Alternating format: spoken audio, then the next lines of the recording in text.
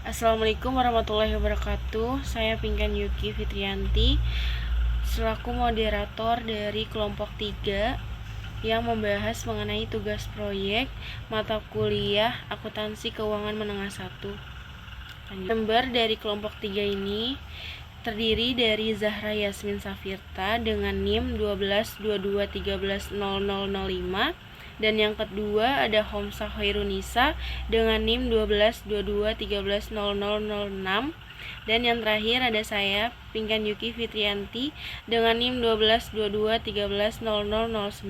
Pembahasan pertama yaitu case 1. Pembahasan pertama yaitu case 1. Yang pertama, sebutkan dan jelaskan 3 pendekatan akuntansi untuk melakukan kapitalisasi biaya pinjaman atau bunga pinjaman tersebut.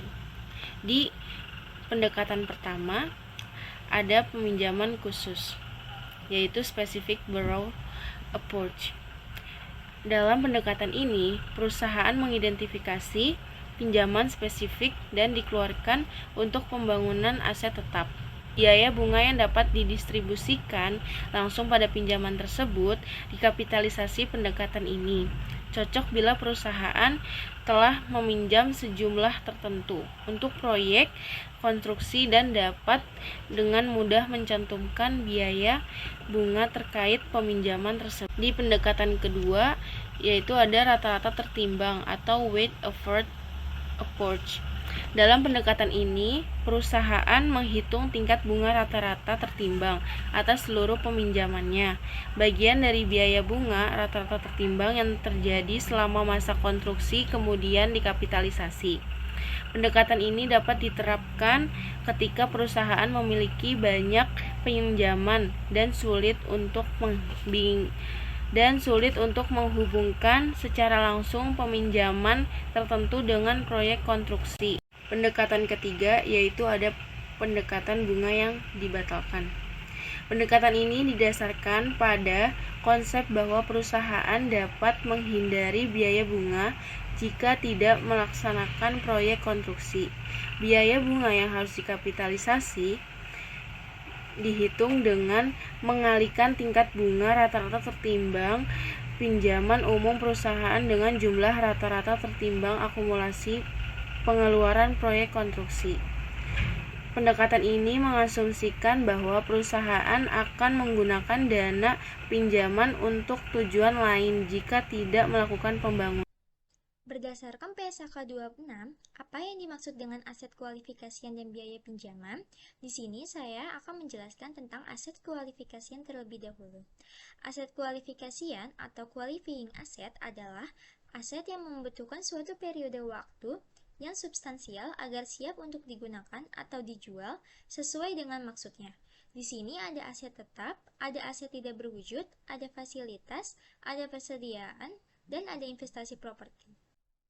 Di sini ada aset keuangan dan persediaan yang dipabrikasi atau diproduksi selama periode waktu yang pendek, tidak termasuk aset kualifikasian. Selanjutnya, ada aset yang siap untuk digunakan atau dijual sesuai dengan maksudnya ketika diperoleh, tidak termasuk aset kualifikasian. Yang kedua, ada biaya pinjaman. Pengertian biaya pinjaman adalah biaya bunga dan biaya lain yang ditanggung entitas sehubungan dengan peminjaman dana. Di sini ada bunga cerukan bank, ada amortisasi diskon dan premium, ada beban kapital leasing, ada selisih kurs pinjaman, dan ada amortisasi biaya. Lalu, di sini ada entitas harus mengkapitalisasi biaya pinjaman yang dapat diatribusikan secara langsung dengan perolehan, konstruksi, atau produksi aset kualifikasian sebagai bagian dari biaya perolehan. Yang kedua, biaya pinjaman lainnya diakui sebagai beban pada periode terjadinya. Sebutkan syarat atau klasifikasi agar bunga pinjaman dapat dikapitalisasi ke dalam perolehan aset tetap, yaitu syarat pertama, pahami konsep kapitalisasi.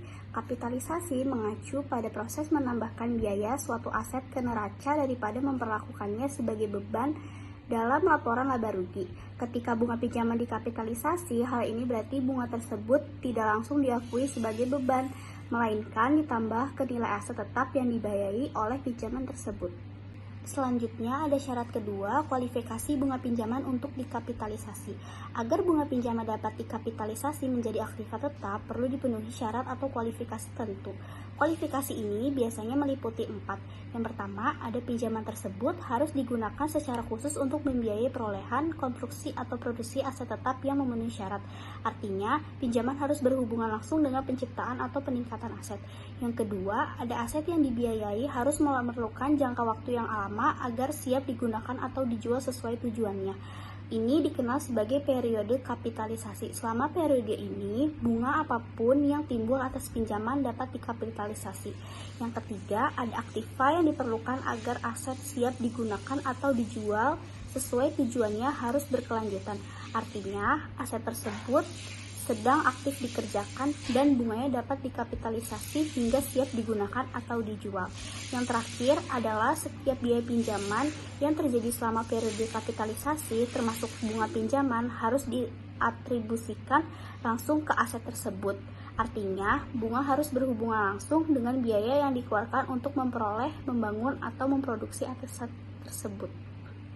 Selanjutnya, syarat ketiga mendokumentasikan kapitalisasi, yaitu untuk memastikan dokumentasi yang tepat dan kepatuhan terhadap standar akuntansi. Penting untuk melacak pinjaman dan proses kapitalisasi ini, termasuk memelihara catatan perjanjian pinjaman, bunga yang timbul, dan aset spesifik yang dibiayai. Dengan memenuhi kualifikasi tersebut dan mengikuti prosedur yang benar, bunga pinjaman dapat dikapitalisasi ke dalam harga perolehan aset tetap, sehingga memungkinkan representasi nilai aset dalam laporan keuangan lebih akurat.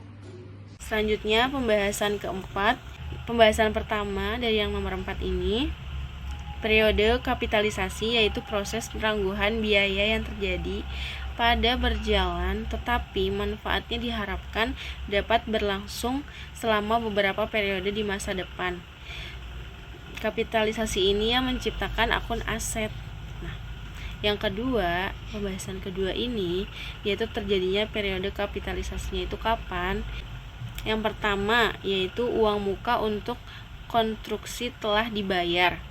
Yang kedua, kegiatan konstruksi tetap berlangsung dan tidak berhenti cukup lama selama periode bersangkutan. Yang ketiga, kos bunga telah terhimpun atau terjadi bersamaan dengan berjalannya pembangunan konstruksi. Yang keempat, yaitu penyajian dan pengungkapan.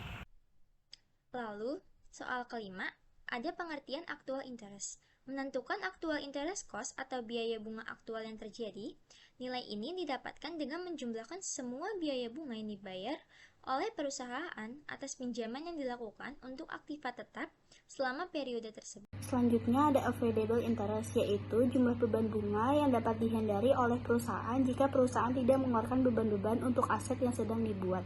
Pinjaman yang diambil perusahaan dibagi menjadi 2. Yang pertama ada specific conception debit. Pinjaman ini diambil khusus untuk pembuatan aset tersebut. Yang kedua ada order debit. Berikut langkah perhitungannya ada 3. Yang pertama, menghitung jumlah weighted average accumulation expenditure. Yang kedua, ada menghitung jumlah interest periode itu. Yang ketiga, ada menghitung capitalis interest. Di sini ada soal case 2, yaitu pertanyaannya adalah buatlah ilustrasi soal beserta penyelesaiannya mengenai jumlah kapitalisasi bunga pinjaman pada perolehan aset kualifikasian dengan memakai konsep memilih yang lebih rendah antara actual interest atau avoidable interest. Di sini ada contoh kasusnya, yaitu PT Slamduk akan membangun gedung baru untuk mendanainya. Tanggal 2 April 2010, perusahaan menerbitkan 8% utang hipotek sebesar 200 juta selama 5 tahun.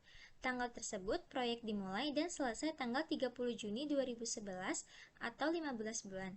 Selain pinjaman khusus konstruksi tersebut, perusahaan punya utang sebagai berikut atau masih beredar di 2010 dan 2011, yaitu 9% utang wesel senilai 100 juta dan 8,5% utang obligasi senilai 120 juta.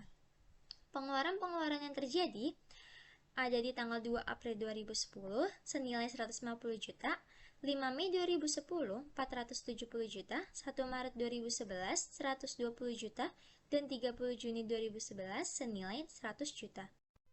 Di sini ada perhitungannya. Yang pertama, menghitung rata-rata tertimbang tingkat suku bunga general loan. Kolomnya ada jenis utang, nominal, bunga, dan biaya bunga. Yang pertama, utang wesel senilai 100 juta dengan bunga 9%. Lalu 100 juta ini dikalikan dengan 9%, hasilnya menjadi biaya bunga sebesar 9 juta. Yang kedua, ada utang obligasi senilai 122 juta dengan bunga 8,5%. Lalu dikalikan 120 juta dikali 8,5%, hasilnya menjadi 10.200.000.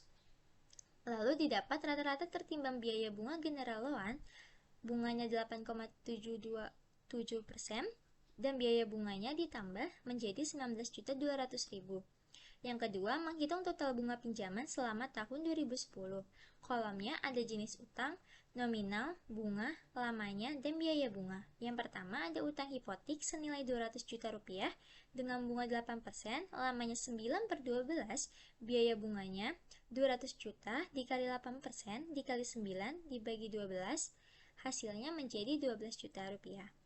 Yang kedua ada utang wesel senilai 100 juta rupiah dengan bunga 9%, lamanya 12/12, lalu didapat 100 juta rupiah dikali 9% dikali 12 dibagi 12 menjadi 9 juta rupiah.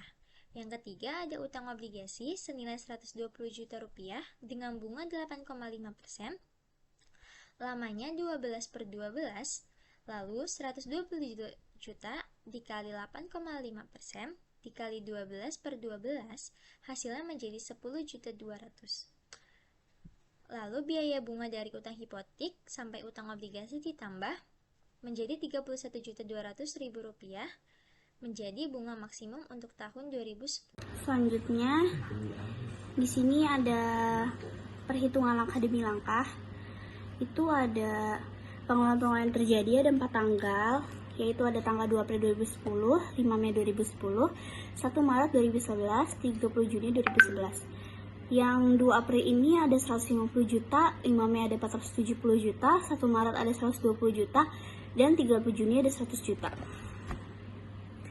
Di sini yang pertama kita menghitung rata-rata tertimbang tingkat suku bunga general lain, yaitu ada jumlah hutangnya. Ini ada 2, utang wesel sama utang obligasi. Kalau utang wesel ini nominalnya ada 100 juta dikali bunganya 9%, dapat biaya bunganya 9 juta. Ini ada utang obligasi nominalnya 120 juta dikali bunganya 8,50%, jadinya biaya bunganya dapatnya 10.200.000. Terus rata-rata tertimbang biaya bunga general lainnya yaitu ada 19.200.000, itu 9 juta ditambah 10.200.000.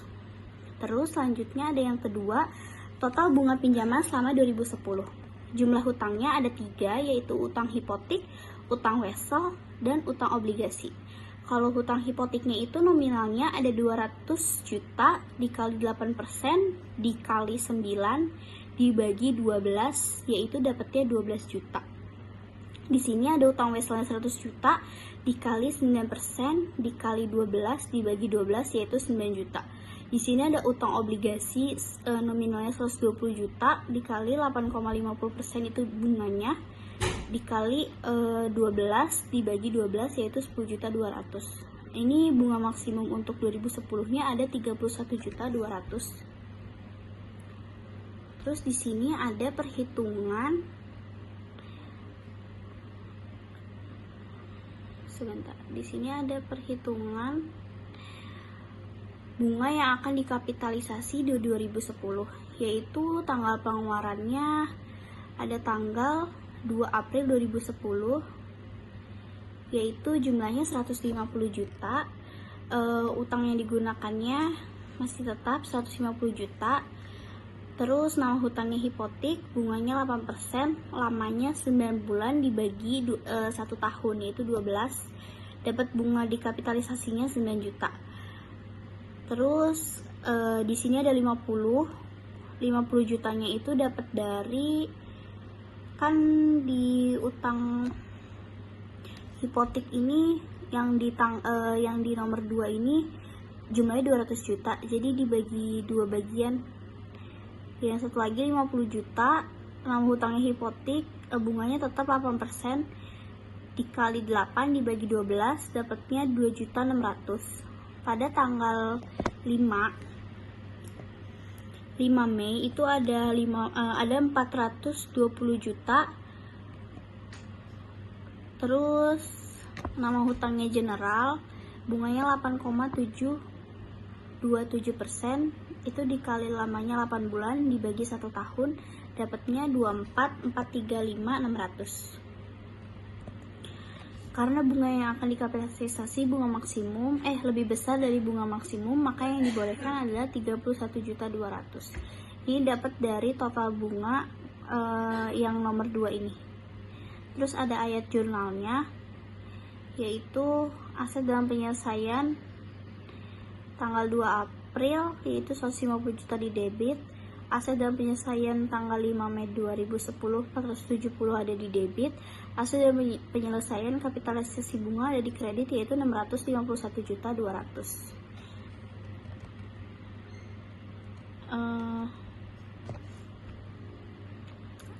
Ayat jurnalnya, aset dalam penyelesaiannya tanggal 2 April 2010 itu di debit 150 juta, aset dalam penyelesaian 5 Mei 2010 ada 470 juta. Yang di sini aset dalam penyelesaian kapitalisasi bunga ada 31.200.000, kasnya ada 651.200.000. Di sini selanjutnya ada kelima, ada total bunga pinjaman selama 2011. Yaitu jenis utangnya ada 3, utang hipotek, utang wesel, dan utang obligasi. Utang hipotek itu 200 juta dikali bunga 8%, lamanya itu dikali 12 dibagi 1 tahun yaitu 12 juga. Biaya bunganya dapatnya 16 juta. Utang wesel nominalnya 100 juta dikali 9% dikali 12 dibagi 12 yaitu biaya bunganya 9 juta. Yang di sini ada utang obligasi 120 juta dikali 8,50% dikali 12 dibagi 12 yaitu 10.200.000. Bunga maksimum untuk 2011 yaitu ada 35.200.000. Di sini yang keenam ada perhitungan bunga yang akan dikapitalisasi di 2011, yaitu tanggal pengeluarannya akumulasi 2010 jumlahnya ada 200 juta, 420 juta, 31.200.000. Utang yang digunakan ada 200 juta, 420 juta, 31.200.000. Nama hutangnya itu ada hipotek, general.